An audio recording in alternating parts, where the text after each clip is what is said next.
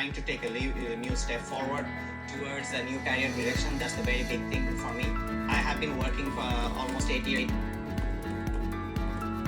The Freeman experience literally opened a new professional career in my life.